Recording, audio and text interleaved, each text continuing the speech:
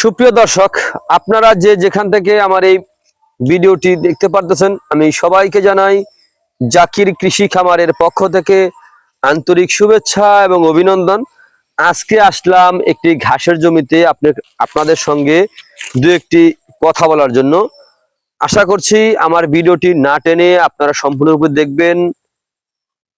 তো এই যে ঘাসের জমিতে আমি দাঁড়িয়ে আছি, এই ঘাসটার নাম হচ্ছে আমেরিকান গুয়াতিমালা ঘাস। তো আমেরিকান গুয়াতিমালা ঘাস না, আপনি যে কোনো ধরনের ঘাস আপনি কেন চাষ করবেন? দেখেন, আপনি গরু অথবা ছাগল পালন করবেন হয়তো দু একটি টাকা উপার্জনের জন্য। দেখা যায় আপনি যে যেই কাজই করেন না কেন, দু একটি টাকা উপার্জনের জন্য কিন্তু এই কাজগুলো করে থাকে। অথবা দু একজন ব্যক্তি আছে যাদের হয়তো শখের বশত দু একটি গাভী পালন করেন অথবা ষাঁড় গরু পালন করেন। দেখা যায় বছরে কুরবানির সময় জবাই করবেন, অথবা আপনার কুরবানি দিবেন, অথবা আপনার হাটে নিয়ে বিক্রি করবেন। এরকম অনেক মানুষের কিন্তু অনেকটা ইয়ে থাকে। কিন্তু আপনার যদি ঘাস ছাড়া যদি আপনি চাষ করেন তাহলে কিন্তু আপনি লসে পড়ে যাবেন। আগে ঘাস চাষ করতে হবে। এখন বর্তমানে দেখতে হবে যে ঘাসের যেই চাহিদা রয়েছে, এটার উপরে চাহিদা না হয়ে কোনো কারণ নাই। এর কারণ হচ্ছে ভাই, বর্তমানে কিন্তু দানাদারে কিন্তু প্রচুর পরিমাণে দাম।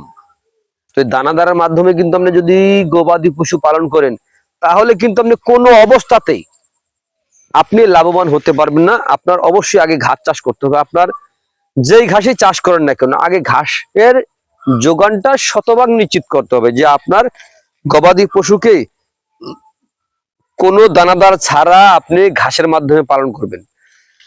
তাহলে কিন্তু আপনার কোনো খরচ হবে না। হয়তো ঘাসটা চাষ করার সময় হয়তো একবারে আপনার যাই খরচ হোক,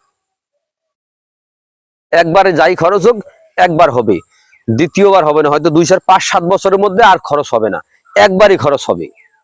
যদি আপনি বিচির থেকে যে ঘাস হয়ে থাকে, বিচি থেকে ওই ঘাসটা যদি চাষ করেন তাহলে দেখবেন যে আজকে চাষ করেছেন, হয়তো একবার কাটার পরে আবার কিছু কাটতে পারবেন, দ্বিতীয়বার দেখবেন ঘাস নাই, আবার জমি চাষ করতে হবে, আবার বীজ রোপণ করতে পারে। এই ঘাস যেমন আমেরিকান গুয়াতিমালা ঘাস, ইন্দোনেশিয়ান স্মার্ট নেপিয়ার ঘাস, জারা ওয়ান হাইব্রিড ঘাস অথবা তাইওয়ান ঘাস, এই ঘাস কিন্তু আপনার একবার যদি চাষ করেন 2-5-7 বছরের মধ্যে জমি চাষও করতে হবে না, আর বীজ রোপণও করতে হবে না। শুধু একবার খরচে কিন্তু আপনার এই 5-7 বছরের মধ্যে এনাফ। আপনার ঘাস যতটুকু পর্যন্ত আপনার গরু খেতে পারবে, ঠিক ততটুকু পর্যন্ত আপনি খাওয়াতে পারবেন। এই ঘাসের মাধ্যমে আপনি গরু ছাগল পালন করলে আপনার কখনো লস হবে না, বরং আপনি লাভবান হতে পারবেন। খুব কম সময়ে আপনি কিন্তু লাভবান হতে পারবেন ঘাসের মাধ্যমে চাষ করলে, মানে ঘাস চাষ করলে। এই ঘাস দেখেন, আপনার এক একটা ঘাসে কিন্তু পাতা অন্যান্য ঘাসের তুলনায় ঘাসের কিন্তু পাতাগুলি অনেক চড়া হয়ে থাকে। এই ঘাসগুলো কিন্তু এখনো ছোট। এই ঘাসগুলো কিন্তু আমরা প্রায় 12-14 ফিট পর্যন্ত উঁচু হয়ে থাকে, এখনো ছোট। এখন এগুলা চারায় রূপান্তরিত হয়েছে। আমরা এখান থেকে চারা তুলে বিক্রি করতেছি। চারা কিন্তু আপনি রোপণ করলে 100% চারা টিকে যায়, মানে নষ্ট হয় না। যদি কাটিং রোপণ করেন, ওই ক্ষেত্রে কিছু কাটিং আপনার যার যেটা খুশি সে সেটা নিয়ে রোপণ করবে। তো এই ঘাসের সহ আপনার যে কোনো ধরনের ঘাসের কাটিং এর জন্য আমার স্ক্রিনে দেওয়া নাম্বারে যোগাযোগ করবেন। আরেকটি কথা বলতেছি, এই ঘাসের কোনো বিচি হয় না, এই ঘাসের কোনো ফুল হয় না, এই ঘাসের কোনো বিচি আপনারা কারো থেকে কিনবেন না। যেখান থেকে কিনেন সরাসরি ঘাসের চারা অথবা আপনার কাটিং কিনবেন।